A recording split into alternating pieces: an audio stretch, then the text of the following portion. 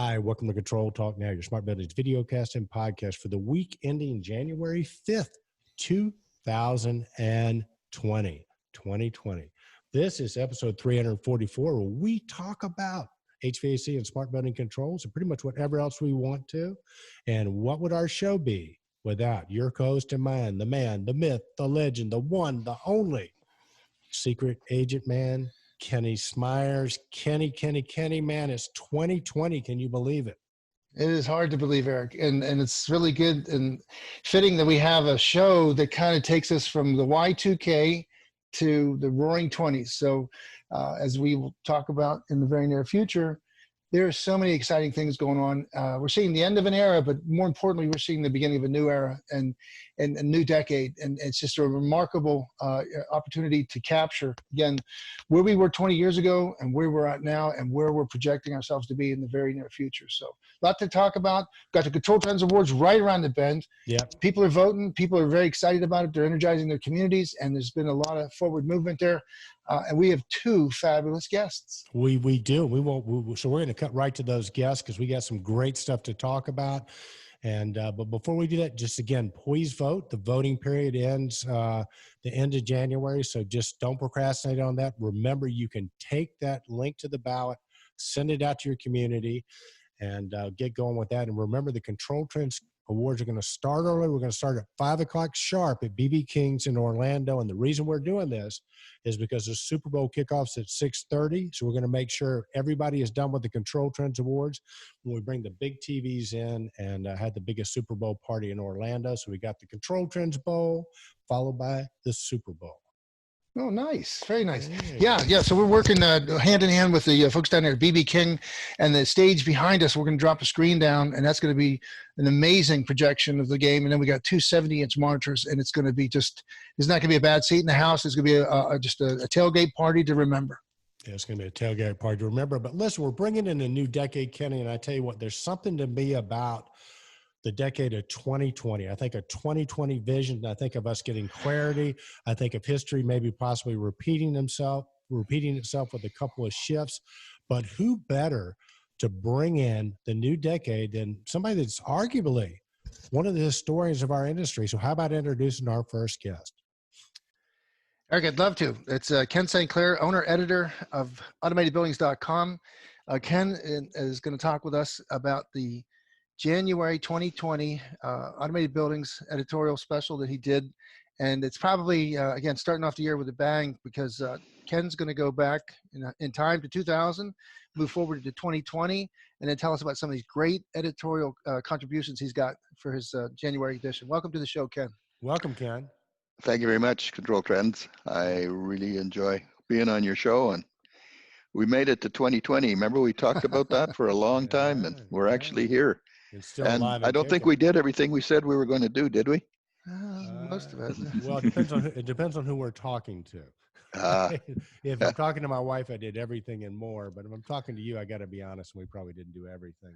But hey, Ken, before we get started, something really serious here, which is our community is going to want to know, what did you get for Christmas? What did Santa bring you for Christmas? Well, I don't know. That can't think. I get everything I want every day, kind of thing. So not big, no big things anyway. That's what I used to say when I was little and I was naughty and not nice, and Santa Claus didn't come see me, and I would just say, as a 7-year-old, I got everything I want every day anyway. So what? Actually, the joke in our house is I get socks. I get black socks. That's hey, don't laugh. They ask me what I want, and I say get black socks. So there's even last year I think was my chair was covered with black socks, but nice. And I got some more. Well, listen, Ken, let's sort of get right down to it, man. A decade has ended, and now we're going into a new one. We're going to 2020. So just from your perspective, sort of a quick recap of what happened in the last decade and sort of what you perceive is going to happen in the next one. Decade.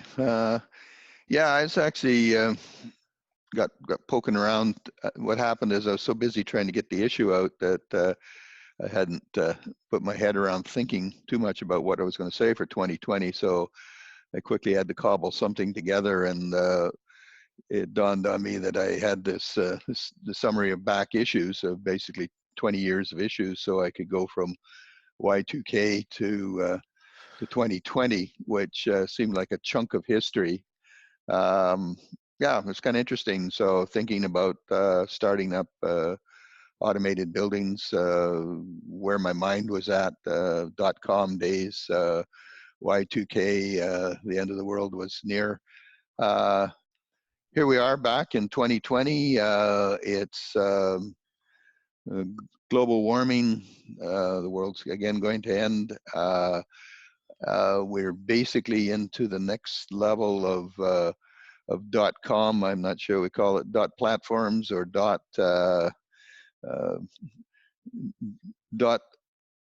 .IT of everything, I guess. It's nothing much changes. The articles are pretty interesting. I have the good fortune that some of the folks that were writing for us are still around, but in addition to that, I've been able to get some of these young guns writing for us. So trying to get a little bit of a handle on what's happening. So really, it's business as usual. Nothing really has changed all that much in 20 years.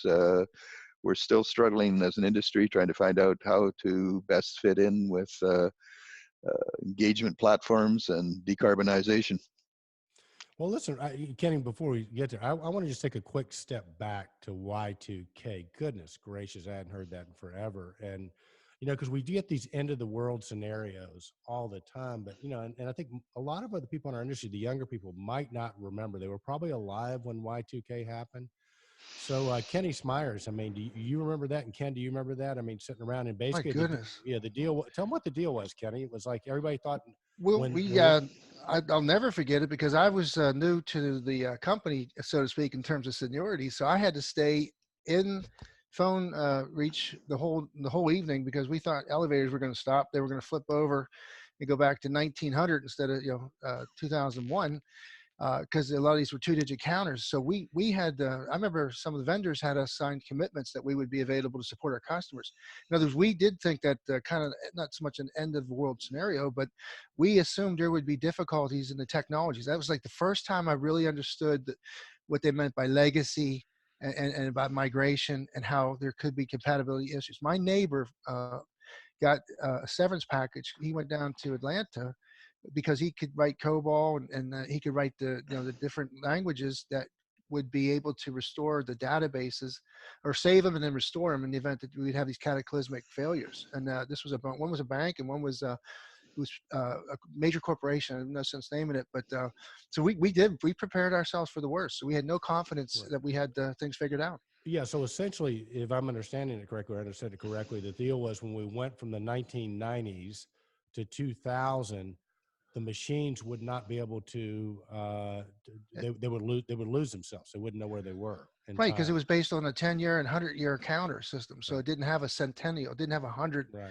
It couldn't flip over a digit. The one at 1999, when it went to 000, it wouldn't flip back to 1900 or 1900 or 100. In other words, we didn't think we had the ability to go to 2. The 2000 wasn't going to flop the way I remember it. Ken Sinclair, you might remember that even more so because I think you were still in your prime of your support career, weren't you? Yeah, so I was a consultant and they paid me to sit on a box in the boiler room with a laptop looking at this thing when undo whatever what it was going to happen. Right. And that was actually the big lightning thing that came out of that is that we're always driven, the political side of everything and the is always driven by people that have no knowledge of technology. I would go to meetings and you couldn't believe what was going on.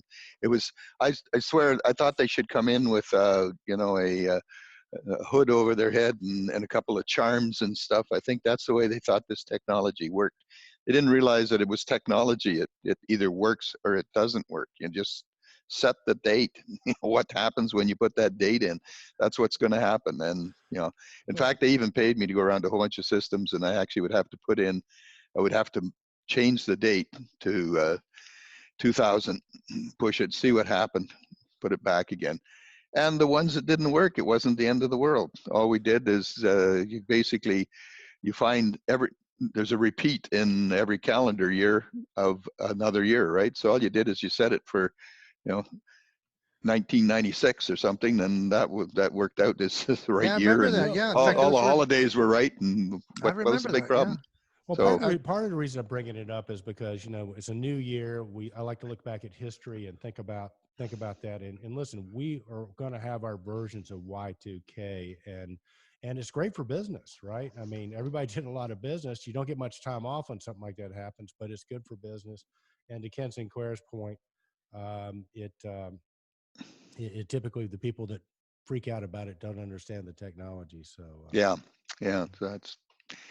But anyway, yeah, it was an interesting time, and but in some ways we're almost in the same way now. We've got a lot of movements that are going on, some pretty radical changes in the industry. The whole shift from I think Mark does a great job of that in his This is 2020, and he talks about some of the radical changes that are going to come down in 2020, and one of them is the movement to platforms. Is an interesting thing for our industry. We all tried to be the platform. I think we all wanted to completely control the building and have all of the sensors connected to our platform. But what keeps happening to the platform is more things keep getting attached to it, and now we're into the building engagement, and we're all about involving the people in these platforms, and that's become more important than our temperature control. Temperature control is by the way. So anyway, so that's kind of a radical shift. We've got this radical shift to open. What the heck that might mean? We just had an announcement that even Google and Amazon and all those folks, Apple, are all looking at like, we got to stop fighting. We got to stop creating our own platforms. We've got to move to an open platform. So that's kind of an interesting. Something's just come out in the last few days. So yeah, just a lot of changes. So it's really it's very, very similar to what we did 20 years ago. I actually find it as exciting as it was 20 years ago too. And again, it's all about communication, just trying to keep everybody in the loop as to what the heck we're doing. Well, it's interesting. The Roaring Twenties are back. I had read some marketing. Yeah, they said that there's going to be a surge in the Roaring Twenties style of music, dancing, clothes, and to the testament to the marketing. The gentleman was just saying how Roaring Twenties were representative of a whole different mentality. And Eric and I talked about that a little bit last show. But a couple of New Year's Eve parties that were on Facebook that I saw, they had the full thing. They had the women were wearing the bands on their head with the feather. The guys were wearing the short or the very narrow ties with a little armband on their white shirts, and it looked cool as heck. I could see it coming back. What do you think, Eric? Oh, dude, count me in. Count me in for sure. I'm all about the Roaring Twenties, man. As a matter of fact, I got a big bathtub. I'm gonna start making some gin down here. We have a secret knock on the house. I have Ken and Jane Sinclair down. The Sinclairs will be like the Fitzgeralds, right? Back in the There you day. go. And the Smyers will be like the Hemingways, and I'll be Ezra Pound, and there we go. Okay. Well, again, the thing that Mark wrote, I thought that was really good was that, and to Ken's point, instead of being like coming to an end of an era, it's more important that we reset ourselves and see the ascent of a new, and the technologies here, the opportunities are here. It's the mindset that needs to happen, the change of behavior, but we've got a lot of really good things to look forward to because of it's exciting. And Ken, you also went into the decarbonization in your editorial that I thought was very interesting, how it's lost its way. It's no longer a trend in the world of trends. It's kind of been put into a back burner and nobody wants to talk about it. And you're saying it's being revitalized. Tell us about that. Yeah, we've got a session on that in Orlando, and we felt we had to do it because there's what seems to be happening in our minds is that the smart city is picking it up. And it is very much more a city problem than it is it's becoming quicker a city problem than it is the world problem. And it shows us that what happened in Madrid, it's just such a political football, and people whose livelihood comes out of selling carbon just can't deal with this. So it's going to have to be done on a different level. And so what appears is that the smart cities are leading the charge, and they're declaring these climate emergencies. There's some 400 of them, and our local major city of Vancouver has jumped in, and also somebody called New York and a few others. So it's starting to have an effect, and I think there's another ripple effect there too. Is it maybe gives us a little bit of a trend as to how government and administration may evolve in the future. Is somehow we kind of trust our city more than we do our national and international and global governments, and I think it's because they can in fact make changes, and they are. But the big thing is I think also in the early days, people saw it as a negative thing to our business, and it's anything but. It's just a whole bunch of other things we have to control. We now have to control the alternate light or alternate, energies, wind and solar. We also have to make the parking more efficient. We have to, want to have people driving around in the downtown sector. You have to have an app to know where you can get parked if you have brought one of those carbon spewing machines into town.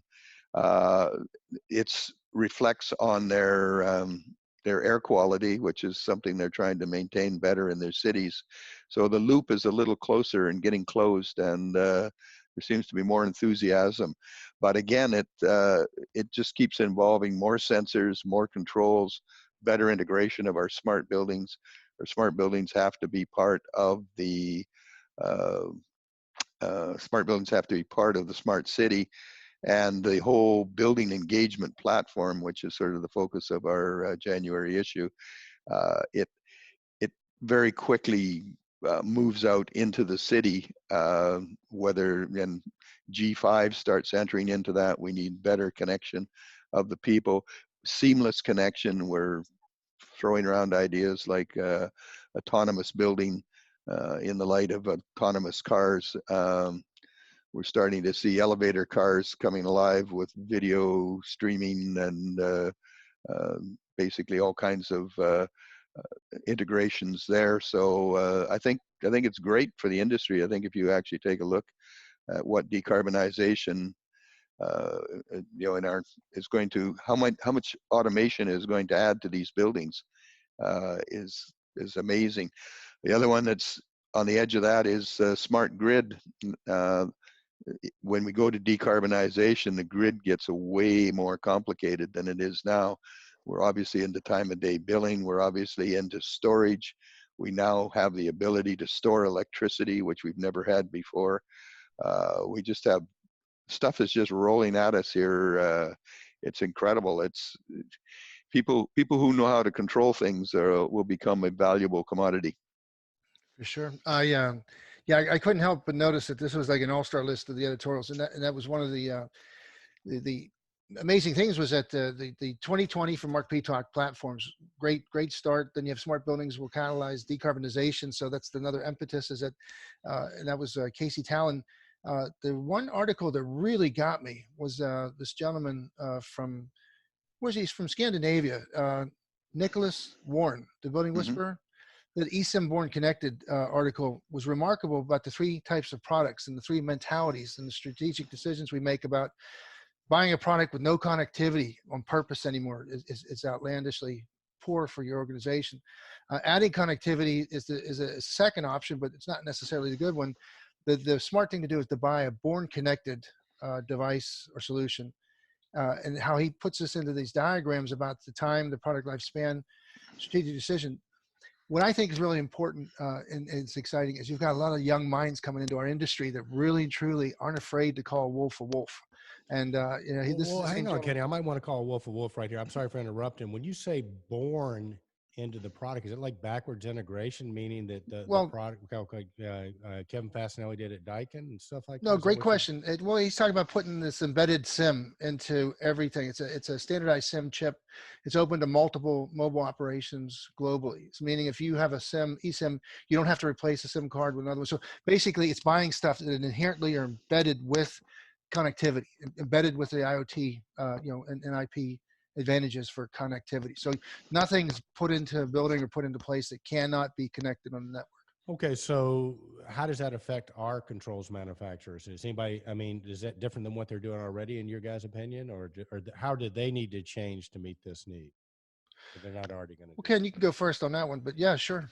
I think, yeah, the hardware will just simply come with that. If you take a quick look at what Calvin's talking about there, the path to interoperability systems and controls, and he's laid it out kind of on a big level, but it's getting harder and harder to buy these chips that don't have that kind of connectivity.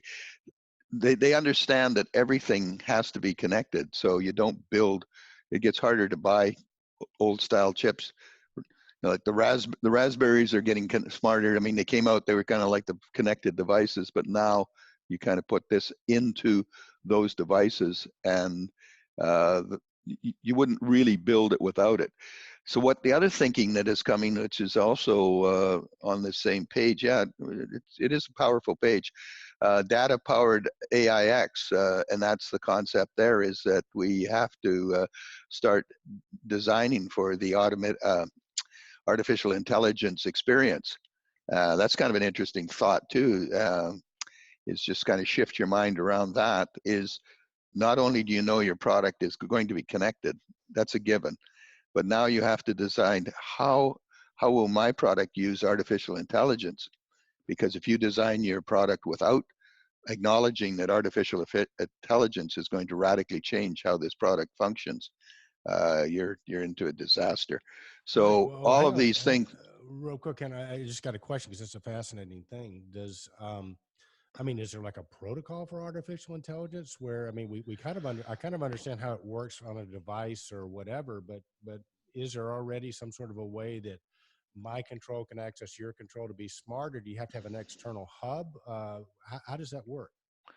I think the simpler solution of it is that you know that your product is going to have artificial intelligence interactions. How will those interactions occur? What kind of data do I need to make them work? That's the starter kit. Once you get your mind around that starter kit, then you can start moving to some of the stuff. What other artificial intelligence services do I have to access? Artificial intelligence is almost becoming like a service that's starting to evolve, but you have to start thinking about that to try any kind of future proofing of your product. Just this whole thing that came out with Amazon, Google, and Apple looking to actually move to an open standard that they can all use. I mean, that's huge, that kind of thinking, and that's where that comes from. Is that plays heavily on born connected, and it also plays heavily on the artificial intelligence experience. Wow. Yeah, so it's pretty interesting. I'm writing an article now, and I'm just working on my next one, and it's called "Getting Out of Your Head." And basically, what getting out of your head is all about is that we have all these preconceived notions. We grew up in a proprietary world. We have these biases, and our minds and our decisions always hinge from the same spot. We always come up to the same conclusion. As soon as you get out of your head and you kind of look at yourself as, who are you and where am I in the world and what are all these pieces that are moving around me, when you start having that thought process right out of your head and out of your body, looking at yourself from somewhere else, you kind of get a different idea, and the younger mentors really feed into this a lot.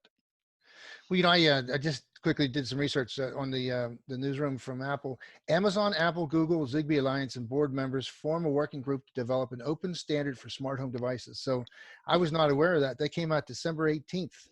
But it just says there's a project, Connected Home over IP, intends to simplify the development for device manufacturers and increase compatibility for consumers. Wow. Yeah, Yeah, and I tell you what, when they do that's that, the article I'm triggering off of, actually, in my article as well. So it's huge. And the other significant thing here, Ken, is that, man, Look at that's a month old, Ken. Come on, get with the program. You got to keep you got That's to right. keep moving. You really do. And I tell you what, and again, I'm not just blowing smoke here. Your tweeting and your incessant energy keeps me always opening those things up, seeing where it's going and finding out what's new and improved. I must have missed but your Twitter feeds, you keep on top of it. And it takes a lot of work and time and energy, but it's worth it because Eric made a good question. Are the mature vendors really and truly able to move at this dynamic speed, this new warp speed, if you want to call it that, where, it used to be, you had 2 years, 3 years, and you finally got it to the market, you're satisfied, and it went through the curve and became a cash cow, and then you cannibalized it and started your next, product portfolio. But nowadays it's just not working that way. That's not the right thing. You've got to have multiple beginnings of the same kind of concept, and then see which one kind of wins, and they compete against each other internally. But you cannot be resistant to that co-opetition, or buying something or joining something or taking an open source route. But the acceleration here is just ridiculous. Yeah, okay, good. And I think that's good place to start. And that goes back to our other conversation. I love your thing. It's the roaring 20s. We're back into .com, .bomb. We're radical change. When you call in the salesman, somebody's going to be selling something, and it's next guy's going to come, and it's going to be one of these guys has got to be wrong because they're going two different directions. The other thing, talking back to the tweets and stuff, I don't know if you caught one of the tweets I did is in China, in the new phones, your personal ID is an integral part of your SIM card. Everything they need to know about you is in your SIM card. Ouch. And then that allows you for purchasing and the whole idea. But that obviously is going to start coming into our basically the platform, the engagement platforms we have in the buildings. But that's, so those kinds of changes are going. Yeah. The other thing we're finding out is that although democracy has always been a pretty good thing for us, it's now starting to become a, what should we say? A retarding agent. A retarding agent. Thank you. Yeah, that's a very good description of it. And actually, watching some of our democracy play out, I would put a big accent on retarded. God, I cannot believe some of the stuff that's going down. So anyway, the problem is that we need an Elon Musk kind of push ahead. Let's just do this stuff. We don't know exactly if it's going to work, but let's get going with it, and let's empower some people to try and see if they can make it work. We need much more of that kind of attitude than, have we said it right? Is there a gender we've missed, and some of these other things that we need to keep going? Kenny, I want to hop in because I was sitting the other day at the gym and was watching this thing on C-SPAN, and the guy was called Digital Cash. And he was talking about currency and the fact that you could hold the money and all that and how they encrypted that. It was fascinating. But then he got to the point about, he used the example of the Handmaid's Tale, which I've never seen. My wife was into it. But apparently they were able to subjugate certain groups of people by what they were able to buy. And the way they did that was essentially they had digital cash. So Ken, when you said the thing about encrypting your ID and all into the SIM card, first of all, they can track you everywhere, but then are you getting vulnerable to the point where you can control people by, you're only allowed to buy certain things, which is what apparently happened in this show. So it gets back to some, a trend that you sort of hit on the last couple of years, which is, people's privacy and the privacy issues. So how does that play into what you're seeing going to the future?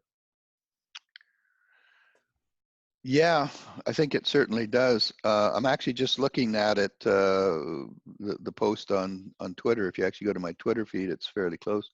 That wasn't that long ago, but it actually shows a video, and of course it's the transactions, all the things where we give them our identity anyway. Like that's the other thing is the cat's out of the bag, so to speak. It's like, you're not giving anything. Yeah. I mean, I get it, because when I go to buy something or whatever, and they, have to agree to their terms in my thought process, I think this is what you're saying, my thought process, well, they've already got it all anyway. This is nothing new. The cat's out of the bag. I'm toast. If anybody wants to do me in, I'm done, just Mhm. because it's done. Yeah, yeah, it is. It's a concern, I think. Uh, the whole problem with, people when we video them wearing masks and stuff like that, my reaction to that is you should have done that 10 years ago if you were really concerned about it, because you're already on video. The other thing you see is in a local theft or something like that, they often, when they can't find the criminal, they actually post pictures of them on media and stuff like this. This guy looks like this. He's got this kind of pants, and he wears this kind of hood. And if you see him, let us know, because we want to apprehend him. So almost most crimes now are recorded on video. So, and that's only getting worse with Ring doorbells and things like that. We're actually recording all kinds of things that are unusual. So I don't know. Maybe you should Well, I just. think, again, it's like you said about the political, economic, social. I mean, we're seeing all the ologies, kind of overlap and see which one takes precedence, because it's like, money driven to the point where, or need driven. Let's just say not money driven. Let's say need driven. Let's just say you got to get something done and whatever. And there's different styles that allow that to happen faster in different societies and different economic and social parts of the world. I lived in Germany 9 years, and I can tell you, when the reunification of Germany occurred, there was no talk, there was no discussion. It was a unilateral decision. We're merging, we're going to reunite Germany, and we're going to increase the taxes on West German workers. And it's going to pay for the East German upgrade. They upgraded the postal, railroad, all the highways, autobahns. But when it was done, the tax that they had levied to pay for that was removed, and all of a sudden I was like getting the bonus back. But so when I experienced that, at first I didn't like it, and at first I thought, this is crazy, because I had grown up in the United States. But then when I saw the need, and when I saw the potency of getting something done that quick and have it done and done right, and then it was over, you put the money back into people's pockets, but you didn't ask for their permission to develop the world that they live in and provide for an increased and enhanced infrastructure. Now, I didn't think we'd get this deep off or this far off the railroad tracks, but the thing with privacy is it's like security. It's measured individually. Security is a concept by which we measure our fear, So you might leave your car doors open and not worry darn about it, because you live in an area and you just feel comfortable, and you haven't had any prescient experiences that you feel as though you're under, vulnerable. But if you could live, so I know people live in the country, they've got locks, doors, shotguns in the front door, shotgun in the back door, because they don't feel comfortable and whatever. So I think privacy is regulated individually. So your feeling of being, taken advantage of, or your privacy has been violated, is a self concept. This automated or this autonomous data is I think where we need to explain it better, where there's not a capture of your physical. Now, if you're walking around with a SIM card if it's embedded in you, just like the old movie 666 or whatever, and you've got that kind of philosophy that's the end of the world and bad and whatever, and I think that movie had a lot to do with it. We're moving towards an end. We're moving towards a prediction, a Nostradamus prediction of all things, that the ability to follow people down to the exact movement and shut them off, turn them on, turn them off, allow them to make a purchase, allow them not to make a purchase. Having that controllability is scary as can be. But the reality is that the world we live in dictates that we take advantage of the technology that allows us massive harvesting of data. Right. No, Kenny, I completely agree with that. And I think the deal is it just depends on, it would enable somebody that had nefarious motives to jumpstart doing bad things, right? But I think as long as the technology is in the right hands, and you govern it, I think Ken Sinclair's talked about this. You pay attention to it, then it's a good thing. So, but I think we need to cycle back around to Building automation. Yeah, that's right. Oh yeah, that's right. That's what it is. Yeah, that's what we do, isn't it? Yeah. Right. Well, but this conversation is germane to building automation, because obviously we're collecting data. We've got cameras. So as Ken Sinclair so eloquently over the last year or so pointed out, that it does. You are sacrificing some privacy for the greater good. So I think it is germane. But Ken, tell us what you're going to be doing at AHR and something, because I think people can still get in for some of your sessions, can't they? Oh, for sure. Yeah, there's always room there for sure.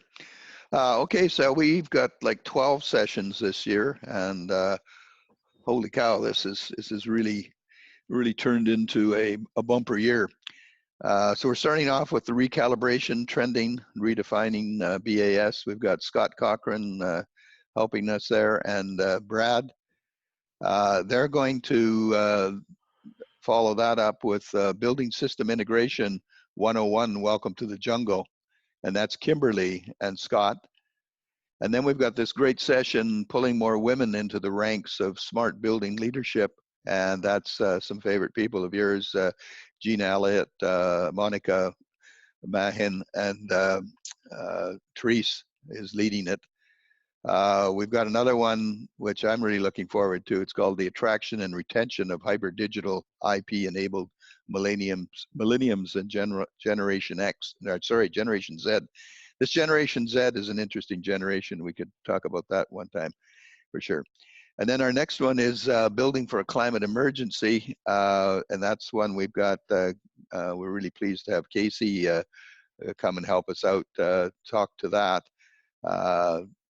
That's, I think, is an interesting one. And then we're talking, maybe this speaks a little bit to Born Connected, because it will now that we've Nicholas has written that article, becoming IP enabled building people and products. And it's, you can't build anything now without thinking, how is it going to interface with the people IT wise? And then we've got our favorite people, John Petsy and Mark Peacock, doing Haystack 4, continued evolution of somatic tagging and what it is and why it matters. And then we've got this one, which is a lot of the articles that are on the January issue are starting to gel for this next generation of HVAC controls, open discussion for an open future.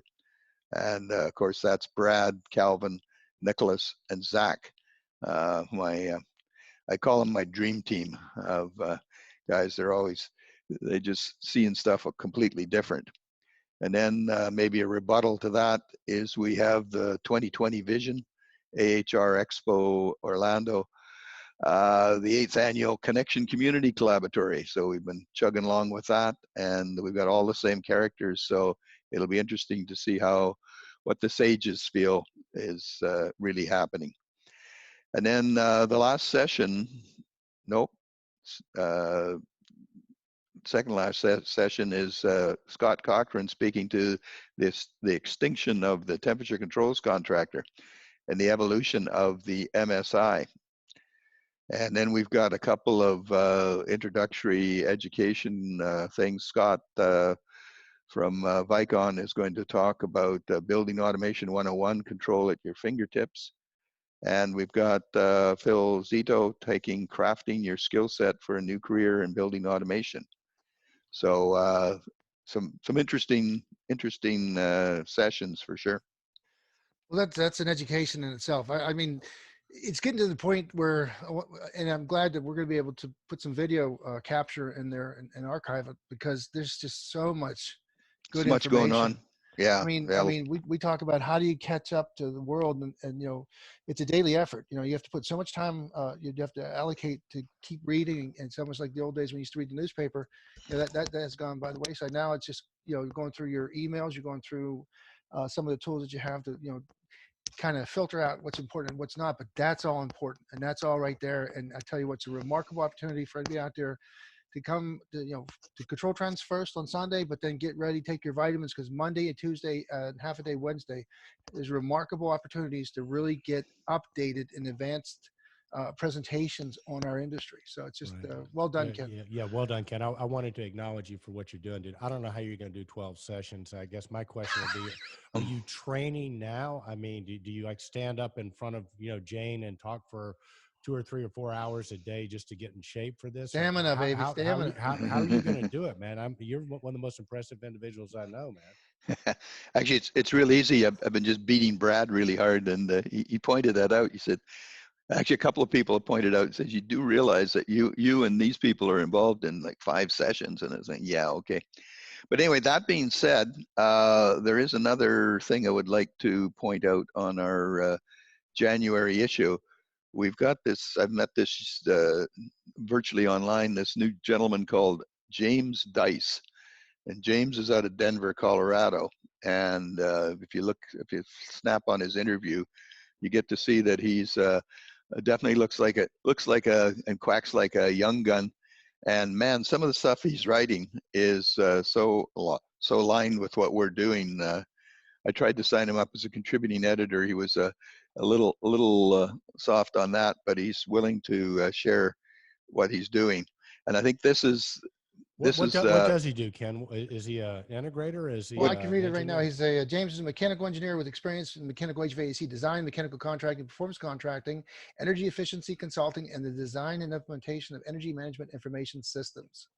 So he almost looks like a young gun too. He looks fairly young. Actually, read the last line, Ken.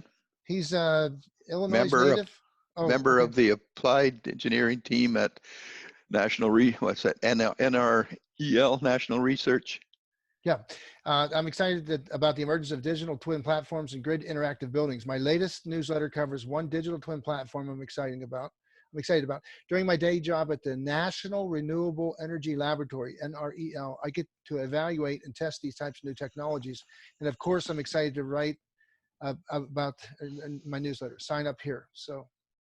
Yeah, so it's good stuff. He's writing some real good stuff, and he's got a nice style that he's writing. I think he's speaking to the young guns and the next generation. And yeah, let him know. We'd love to have him on the show, Ken, if he's up for video. If he's a millennial, he probably would like to.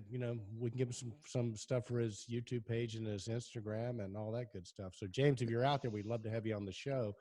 And Ken, we need to sort of wrap it up here. So anything else you want to hit on before we call it a wrap? No, I think I'm good. There's just struggling to try and pull all these pieces together and try and understand how this all might fit. But I think we all are. Well, we got a whole new decade we can work on that, Ken, and you have access. You can come think about it with us. We love having you on the show.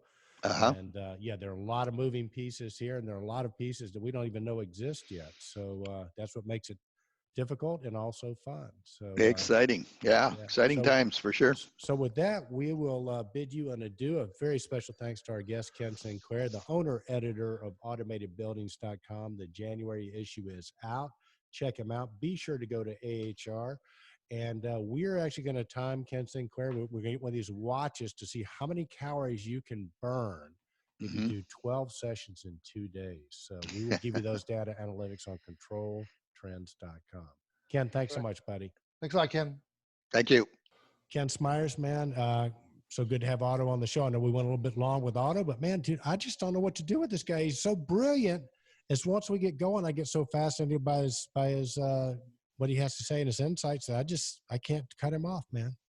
Well, I agree, and then he's just so hardworking. He's tireless, and the way he keeps the important stuff. We talk about that filter. Well, here's a free filtering service from Ken Sinclair. Automated Buildings is probably the widest shovel full of germane information for our industry that's out there. I mean, we've got a lot of publications out there, Engineering Systems, Contractor Magazine, whatever, but I don't think anybody puts it back into a state of relevancy that we can understand and use better than Ken Sinclair and Automated Buildings. Yeah, remember, and I think Ken is up for the Impact Person of the Year. I think he got nominated for that. And if he didn't, he should have. But so check your ballots, and if you like what Ken does, he's, like you said, he's tireless. He keeps giving a lot of energy. And we probably should call this the energy episode, because our next guest, this must have been like Ken Sinclair was when he was a little bit younger, because our next guest has got so much energy, somebody that has been around with us for a long time. Kenny, how about introducing him? I will, Eric, and I'll tell you what, he's one of the most dynamic, energetic, he's a force of innovation and change. He's been nominated for Controltrends Impact Person of the Year and also the Master Systems Integrator or Distributive Executive of the Year. I'd like to introduce Roger Rebannack, CEO of Jackson Control. Roger, welcome to the show, buddy. Thank you, Kenny. Thank you, Eric. Thank you, the world of Control Trends and Control Talk now. Guys, couldn't be more excited on what is this, the third day of 2020 already? Yep. Yes. A new decade in building control technology. Man, I'm excited. A new decade for sure. And listen, a little history, because Jackson Controls is up for many, many rewards at the Controltrends Awards that come up in Orlando. But a little bit of trivia history that is not so trivial. The first ever winner of the PID, Passion, Integrity, Dedication Award that happened in Dallas, Texas, went to one Roger Rebannack. And Kenny, was that prophetic or what? Because Well, look at Roger, that. Throw the dirt on me. I am the game is over. I'm the first PID award winner, and no one can take it away. well, they can't take it away. Heisman. He did the Heisman. Heisman. Yeah, he did the Heisman with a trophy. Remember, coming off the stage. But Kenny, what I'm trying to say is it's very prophetic because Roger, and Roger, I want to go from the PID award to where you're at now, sort of as an opening segment, because Thank you. You were with Honeywell at the time. You won the first PID award, and Kenny, what I'm saying is prophetic because Roger's gotten more passionate and more dedicated since that award. So, Roger, walk us through what happened from Dallas when you were with Honeywell to where you are now and what you're doing. Well, thanks again, Eric, for those kind words. 30 years with Honeywell. I look back to 1985 in the security and video and fire alarm business. And boy, I thought I, did exactly what my dad said was, hey, find a good company, work hard, be on time, give it your all. Don't worry about what other people are doing. Keep your nose down and, get to retirement and have a lovely life. So, boy, I ran that course for 30 years, and I could never thank Honeywell or Tritium enough. I was at the branch and, thought I'd stay there. But as we have so eloquently witnessed over the last 15 years in this revolution is, things change, and you either embrace change, you adapt to change, or you resist change.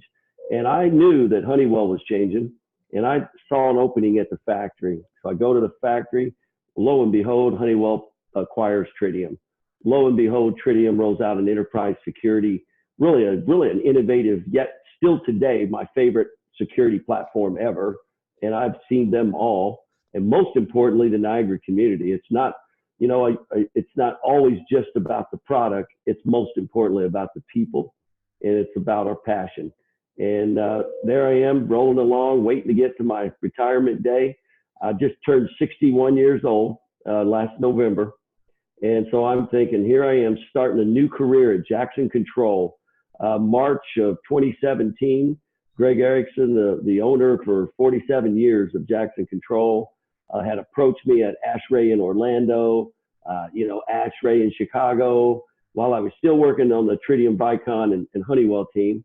And said, I'm going to take my company now to a new level. And you really look like the guy that could kind of point us in the right direction and lead us as the head coach. After about 2 years of negotiation, Greg made me an offer that I thought, my wife, says, look, you can't be traveling 42 weeks a year. The kids are raised. I bet a lot of people can relate to this. If you've been in this industry as long as us, you started, your kids were getting born. And now they're in college, married, grandkids, and your wife, it's back to the way you and your wife started. And she said, hey, you think you're going to be on the road for 40 weeks a year and I'm going to be sitting here? So here comes Greg. Greg offers me an opportunity to make my wife happy and stay home, right? There you go. So I accepted a CEO position at Jackson Control March 17th, 2017. And I got to tell you, never been a CEO. Never ran a distributor, but I kind of feel like this is, round robin in baseball. I've been a contractor, I've been a factory rep, and now I'm a distributor. So I've played first base, second base, and third base. And I tell you, I couldn't be more proud of where I am today and where Jackson Control is going as a very innovative and different. I mean, for me, it's about taking all the experiences that I've witnessed and had really just the honor and privilege to meet guys like John Donahue and Scott Cross and Eric Stromquist and Kenny Smyers and Dave Smyers and Brian Turner. And I could go on and on and on, but I learned so much from all you guys. And a big shout out to everybody for allowing me to be a part of your team. Well, Raj, thanks, man. We are so glad to have you. We're really, really proud of you. And, you know, for our community, you might not know, Roger's got a great voice. What was that song? I've looked at Love from Both Sides Now. I forget who sings it, but I'm leading up to I'm leading up to a question, Raj, which is, because you've got a unique perspective, right? You've been with the manufacturer, you've been with the branch. What was your biggest misconception about distribution when you were there, and how is it different than you thought it was? And then I want to get into how you're adding value, what's making Jackson unique right now. Yeah, that's a great question. So I think my biggest misconception, or maybe something I didn't realize about distribution, I knew it would be a challenge and one I welcomed, which, you know, got me up in the morning. It's like, I enjoy something new. I enjoy change, and maybe it's part of my fabric. But I think the thing that I see as the biggest surprise in distribution is the way the technology is evolving today versus the way it was even 10 years ago, 20 years ago, but even 5 years ago. I look back 5 years ago, and I could go on and on about how it's changed. And I really feel the distributor of tomorrow has got to become more of the house of expertise. It's not a box moving business anymore, even though that's what keeps the lights on. That's what makes, you know, that's how contractors are successful. We've got to elevate our game. We've got to get these contractors, end users, consulting engineers, and really expand the market. So the market needs to be expanded, not just geographically, but talk to electrical contractors, structured cable, IT guys, fire alarm guys. I was at a big corporate office meeting yesterday, and I was at a table with the fire alarm contractor, the network guy, the BMS guy, the card access and video guy, and even the alarm monitoring center. And they all were looking for that single answer to how do we tie all this together. And I think as a distributor, we've got to do, number one, we've got to have, you know, product inventory and be the expert of what we're promoting.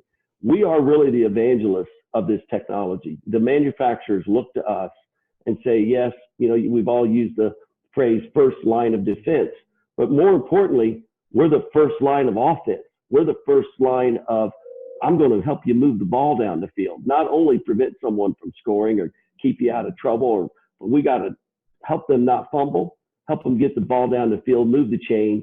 And I think that starts with education. And I think it starts with teamwork. So I've built a new team here at Jackson Control in less than 3 years. I'm just approaching my 23rd, 22nd month. And I've got now really a diversified divisional approach to educating building technology partners, meaning I've got a full-blown master security engineering division.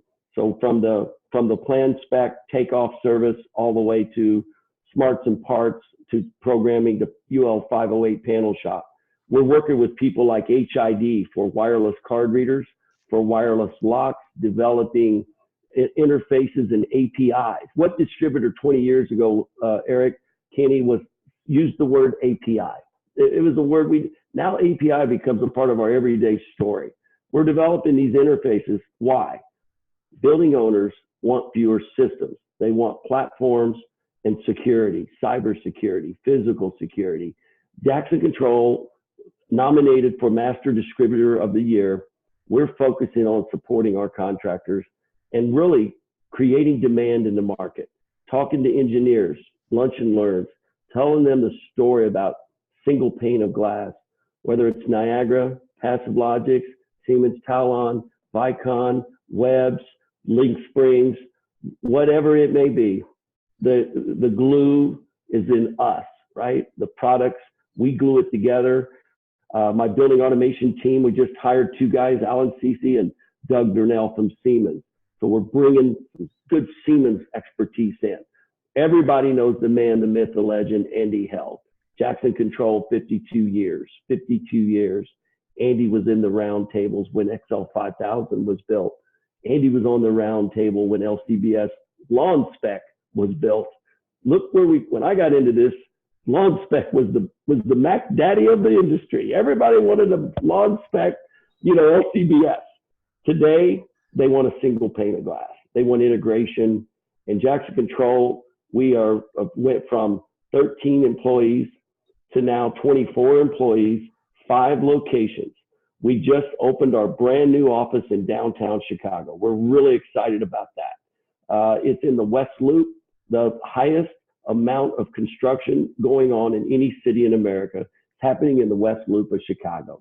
And if you go there, it's just electric. Our office in Cincinnati, we did a podcast with ControlTalk now back last year, and we're looking to expand that into Cleveland and Columbus. We've got our office on the campus of Notre Dame, Tommy Heitzberger running that. We're working into that Michiana market. So we're really taking the heartland of America, where we believe 2 things. One, if you go out west, what's the biggest concern? It's water, fresh water. Where is the largest fresh water in North America? Great Lakes. We're going to build a new structured business model in the Great Lakes region centered around that fresh water. We believe manufacturing's coming back to America. We believe innovation and technology's coming back, and we know you've got to have water. So we think we're in a really good strategic spot in America. Great Lakes region, heartland across the middle from Pittsburgh, Pennsylvania, one of my favorite places, all the way to St. Louis. Yeah, that's baby. the heart. That's the heartland, baby. You know, the heartland did it in the 50s and the 60s, and they're going to come back and do it in the next decade. Well, And then don't forget about that Ohio Valley. Raj, we just need to just dial it back just a tad, because you're talking about the heartland, and it makes me think of John Cougar Mellencamp and that song, A Little Ditty about Roger and Diane, 2 American kids growing up in the heartland, right? So, I was born in a small town, and I lived in a small town. The truth is, Roger, I've known you now for 20 years, and I first met you when I came back from Europe. I joined the family business back at H.V.A.C. Myers Company, and we did a security survey together. And I was overwhelmed because I, at the time, was in security. I was director of operations of a security company in Germany. Our primary customer was Uncle Sam, and we did installation security for the concerns and the native storage areas and things. So whatever. And then I always wondered how come security took a back seat to the building automation world. And Me too. in my world, security was number one, and everybody always backseat drove security. As soon as the budget got tight, the first thing I got cut was security or the projects, the cameras, whatever. And I remember how enthusiastic you were on it, and how I thought this guy really understands it, because security has to always, we remember we did the 4 Ds: detect or deter, detect, delay. And then that changed. Now there's 5 Ds. I can't recall them. Well, I took yours because Kenny, you taught me that, and I kind of changed a little bit in my Niagara story for integration. Detour, in other words, put signs, cameras to make sure that before you enter this property, this a very secure environment. Detect early detection is key. Once you detect a threat, delay, lock doors down, shut off things, drop gates, delay. But then I changed the 4th D to notify. So once I see this in a threat analysis in a building or a school or whatever it may be, notification gets down to seconds. And I think, hey, deter, detect, delay, now notify, right? Even though in the military, it's apprehend or eliminate the threat, Yeah. But you taught me something, and I do remember that. I'll never forget it, man. The Myers Company was all my, I call them the godfathers of Honeywell, Tom Giorgio and Steve Amato and those guys. Those were my mentors when I came from the factory, and they said, "Oh, you got to go meet the Myers Company." And I'll never forget going to your dad's building there, and it was truly an honor. So I want you to know I'm sincere about that. I appreciate that, but just the thing that again is we want the Controltrends community to be aware of the progress made in security and the integration with that Niagara, especially Niagara 4.8. You were the prophet of it. You and Laura Cavett worked just relentless over probably 5-6 years to get the security, enterprise security, up to a fully functioning, seamless one single pane of glass. And you've added technologies along the way, like the shooter detection. I mean, I think what has to happen now is that we need to revisit the opportunities to make sure that the most advanced and innovative security technologies there when people start making their decisions again. Instead of being secondary or, will this work after the fact, be part of the groundwork, be the bricks as they're laid together. That security integration is critical. And you've done a lot to promote that. Tell us a little bit about the BAS and what your thoughts are on that. Yeah, so one of the things we're going to do this year is we're going to re-identify the BAS division of Jackson Control. We're probably going to drop that name, and we're going to go into just straight building security solutions. So that'll be the first change you'll see. And part of the reason for that is just clarity. We just want to keep everyone that touches Jackson Control on a national basis understanding we're about solutions, building control solutions, lighting solutions, security solutions, threat level management solutions, on and on and on.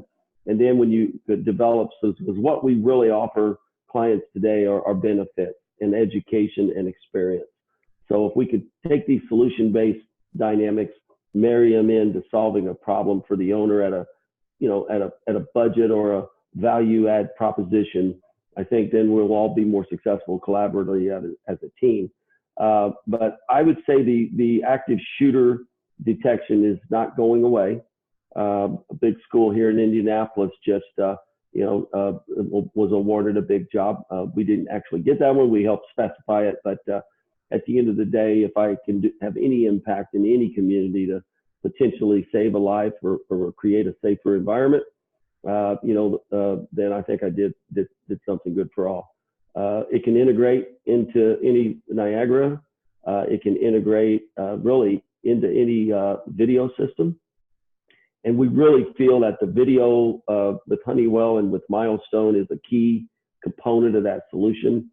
So we're going to this year also be going into phase 2 of the strategy on how to educate our partners in the Niagara community, especially on how to address those threats. And Kenny, and Eric, you may have heard through LinkedIn or whatever that we were just authorized by Tritium to be the first train the trainer for Niagara 4 Enterprise Security. And we conducted our first class the week of December 16th here in our corporate offices in Indianapolis. Congratulations. On those kits, I believe in it so much, and Kenny saw them and Dave Smyers saw them.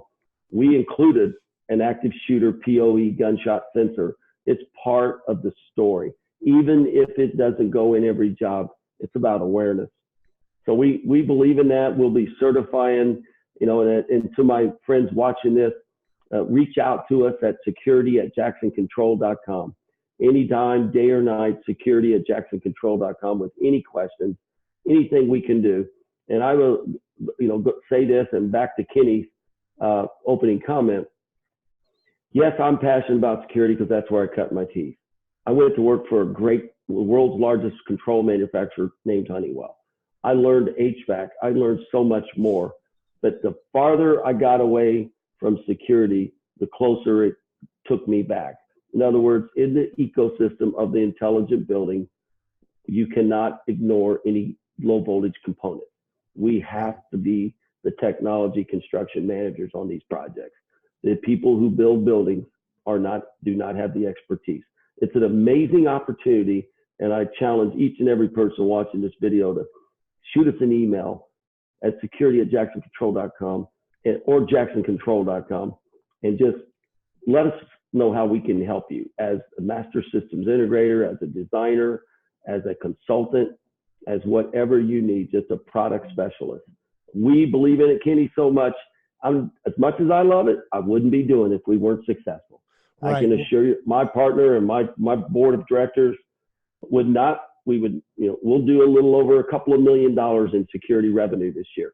That's not bad for a small company starting off. Raj, how is active security, the active shooter being received? Are you having success with that? Are people adopting it?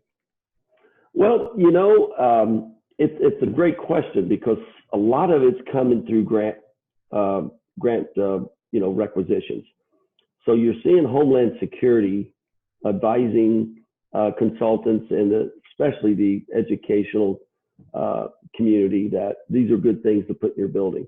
One of the other real high use cases are stadiums. Any place where there are large groups of people, this is starting to become more of a regular request. In some of them, they don't want anybody to know they're there. Other ones, hey, we want people to know it's here. So you'll see them a lot in stadiums, in hospitals. If you think about emergency rooms, my gosh, if you've got any relatives or friends that work in emergency rooms, you've heard the stories. They are at so much risk with what's going on there with the, opioid deal, and just a lot of bad situations happening there. Lock that area down. Like Kenny said, detain and deter, then detect. Well, you detect with that sensor, and through technology, it's all about getting first responders there as fast as possible. And more importantly, number one problem, and we've said it before, is in an active shooter situation, where is the shooter? Too much garbage coming in from people over 911 or whatever it may be, the alarm company. Our technology that we integrate to Niagara and other systems can pinpoint breadcrumbs and let the first responders know exactly how to get to that and eliminate that threat. So it's being received well, not by all, Eric. Some of the feedback is, well, it's too late by then. What can you do to tell me he's got a gun before then? We're also talking about a product we represent called Patriot. Patriot's a new innovative metal detector. It's very state-of-the-art. It's not like you see at the airport that you walk through. They're big antennas that can be mounted in the wall, in the drywall, in the floor, in the ceiling. You can tune the range of RF from a pocket knife to whatever shotgun. So, and that's seems to be in a lot of cases, they lean that way. It's more preventative as opposed to, reactive. So if you get the two together, you've really got a winning combination with the platform. But what my fear there is too many alarm companies, too many whoever's putting these devices in. You saw it in building controls for years. You put this in, you walk away, and you always feel like it didn't quite. Maybe I didn't see the energy savings. I bought an automation system, but I thought I was saving energy. So there's another level of how you extend the solution. I'm worried that we're going to have these siloed active shooter systems, not connected to a first responder communication device, not integrated to floor plans that lock doors and spin cameras and set off sirens and email first responders, that it's going to sit there, hopefully not on a low bid, and become, a siloed detector instead of a solution. Well, Roger, to your point, if it's not integrated to a threat level management program that really that initiates a whole set of checklists and really benefit from, because some of the scenarios that you've shown us on how it gives the teachers and everybody a fighting chance to what direction to run, whether to flight, hide, or go to your safety. Run, your fight, hide. Right. Yep. And so, I mean, and to me, just having a concept, a plan is better than no plan. It's actually hide, run, fight. That's what Homeland Security teaches. I don't know that I always agree with it, but that is the standard for. It's ugly. It's offensive to our world. Our sensibilities, Right, but I mean, the reality is, if something's happening and you could save one life or two lives or 10 lives or whatever, I mean, we all have to do that. We all have to be obligated to the best choice. And to your point, there's still this opportunity out there that people don't understand the element of integration. So that this technology is great, and standalone, it's great. But if it's integrated into the other technologies, you get that 2 + 2 is 6, or whatever it is. You integrate synergistic responses, but even more so that it has.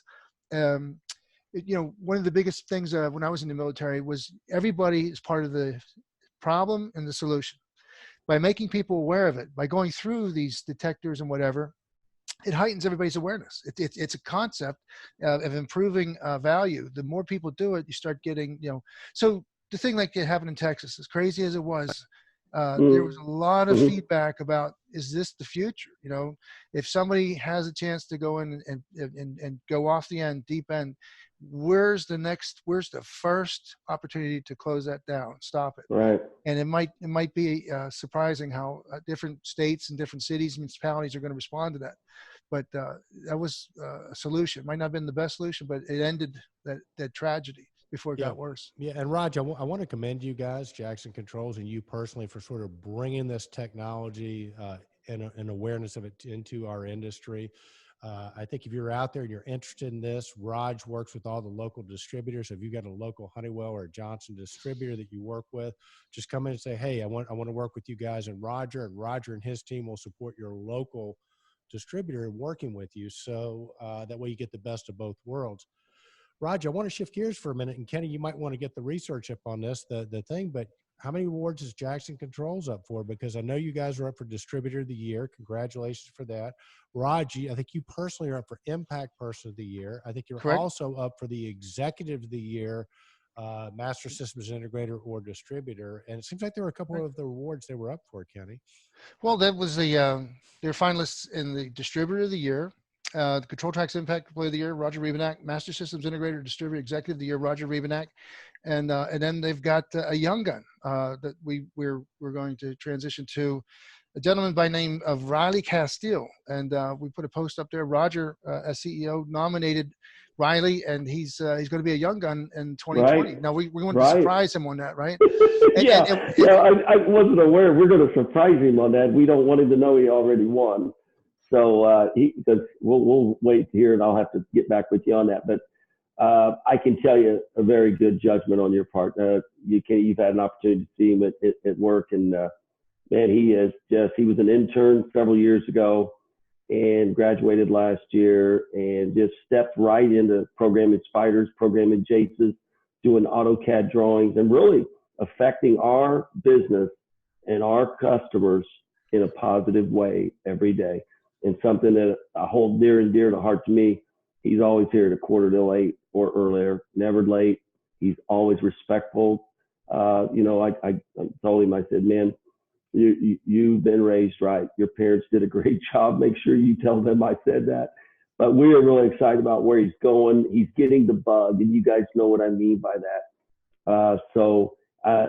It leads me to, I think about young guns, and then I think about the old guns. Right. And can you guys hold on just a second? Yeah. I just saw an old gun. You'll remember this guy from Yosemite Sam. He just sit tight. I'll do it up in here. Somebody said they wanted to see an old gun. An old gun. I'm an old gun. This is Mr. Yosemite Rebannack. A lot of people call me Yosemite. I got in the temperature control business back when Steve Segers was just a child. Maybe you might remember some of these. I came in here, they said they needed some DDC controls, and I thought I'd bring my old tester with me today here. Maybe some of you folks have seen these things before. This right here is what we use to calibrate pneumatic systems. Those pneumatic systems are still the best, aren't they? You know what I always say? They suck and they blow, and you cannot beat them, right? Calibration. Who are you young whippersnappers anyway? Hey, Yosemite, I've got a question for you real quick. So what do you think of that young whippersnapper, Roger Rebannack? That's my great-grandson there. That's my great-grandson, and he learned quite well. Has been known to run his mouth a little too much. But I'll tell you, the boy, I don't know what happened to him. I kept my hair and his fell out. Well, for the Controltrends community that may have not put this together, we're looking at one of the first original young guns from many years ago. From 1886. The Roaring 20s, right? 1886 is when this started. And we would like to ask you, Yosemite, what has changed? I mean, obviously you were holding up something pneumatic. You might remember a good partner of mine. We started a little business called telephones. Alexander Graham Bell and I was doing pneumatics and he was doing telephones. But this has been an industry that I feel as an old gun, some of these doggone young guns, they probably never seen one of these right here. You think they've ever seen one of these? Honeywell Round. Honeywell Round right there, baby, a T87.6.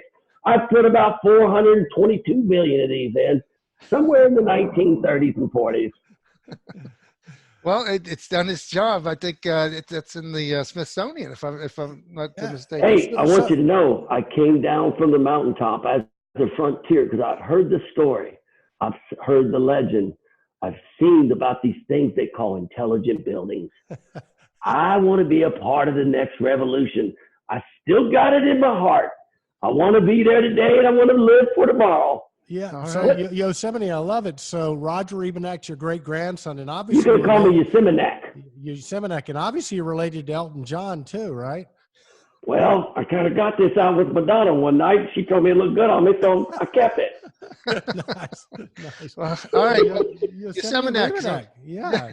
Yosemite, hey, Yosemite wants to right now throw the gauntlet down and nominate and get everyone to vote for Jackson Control as Master Distributor of the Year, as the Master Impact Player, that young little grandson of mine, the bald guy that you interviewed. I put his ass out in the warehouse a while ago. So I'll make sure we get all them votes in. If you want to see Yosemite more on the Control Talk now, vote for Jackson Control, vote for Roger Rebannack, and acknowledge that today is the first day of the rest of our life. All Well, right. There you go. There you go. you Yosemite, go. thank you so much. This is a little Well, hold on, I got one more thing to do. I got to run a service call. You ever seen one of these? No, this is how I keep my heart going, keep my blood going. It's one of the pneumatic valves, and I'm sure today we still have to deal with these. Oh, hold on! My Depends just leaked. I'll have to take you boys on another trip. Well, that's Yosemite Rebannack. Wow, he reminds me a lot of Roger. What about you guys? Well, I think hopefully Roger's going to return and close up the Hey, show. you There he is. guys, you didn't see my great grandfather there, did you? Yes, we did. Yeah, Oh Yosemite. man, I hope he didn't throw a fit up in here. He did, No, buddy. he just He told us did. he was one of the original Oh young guns. man, Grandma let him out of the chicken coop today, and Well, there you go, ladies and gentlemen. This is Roger Rebannack. Hey, remember, a vote for Rebannack is a vote for what? Roger? Yosemite. Yosemite is a vote for Yosemite. Raj, thanks. How do people get hold of Jackson Controls? Yeah, all jokes aside, guys, can't thank you two enough for what you've done. I remember, Eric, the first day at Stromquist down there when you were starting this thing up with a transistor radio and a tape recorder. And the secret handshake, remember And the the secret secret handshake in the warehouse. It was awesome. And still today, one of the most highly viewed, right? Oh, yeah, It was because so much Rebannack was fun. in it. Off the cuff, sang a couple songs for you. And, I truly believe, I cannot tell you how it's impacted my personal development. At 61 years old, I still go to Controltrends and probably can get information quicker from the best people in the business. Well, thanks, So Raj. to everyone out there, you guys don't stop doing what you're doing. Jackson Right, brother. Control, Jackson Control again, 5 locations. We're in Pittsburgh, West Virginia. We're in all of Ohio. We're in parts of Kentucky, all of Indiana, and all of Chicago and Illinois. Let us know if you need anything we can do. We are about customer service, delighting customers each and every day. With my team of experts, we're getting younger. The Yosemite stands and Yosemite Rebanacks are fading into the sunset. And the young guns like Riley and Brody and John and Kinsey and Charles and Josh and Brad and Doug and Tina and April and Alan and Steve Heckler and Tommy are the next generation of fun at Jackson Control. We like to have fun, but let me tell you, we take this serious. Get a hold of us at jacksoncontrol.com or security@jacksoncontrol.com or what's another website? support@jacksoncontrol.com. Just go to jacksoncontrol.com. Hey, Raj, man, we appreciate you. This is Roger Rebannack. Roger, got a little something I'm going to try and do for you here, so hang on one second, but thank you very, very much. I like that Mellencamp. I was born in a small town, and I lived in a small town. Here it goes. Educated in a small town. Taught to fear Jesus in a small town. Father died in a small town. In a small community. All right. That's our friend Roger Rebannack. Raj, thanks so much. Well, there you go, man. We know where Raj gets it from, man. Is great grandpa Yosemite Rebannack. Yosemite, and I don't know where Roger lost the hair gene, but Yosemite has some pretty damn good hair there. That was pretty amazing. Right. Well, I'll tell you what, Roger lives up to his reputation precedes him, and he lives up to it every time, because who would have thunk it, and to make it relevant and to make it entertaining, and to still move forward and really have the passion that he does to be successful in a very important way. Very, very cool. Well, there you go, man. That's another week on Control Talk, now your smart buildings videocast and podcast. A special thanks to our guest, Ken Sinclair from automatedbuildings.com and Roger Rebannack from jacksoncontrols.com. Hey, we got guests lined up next week.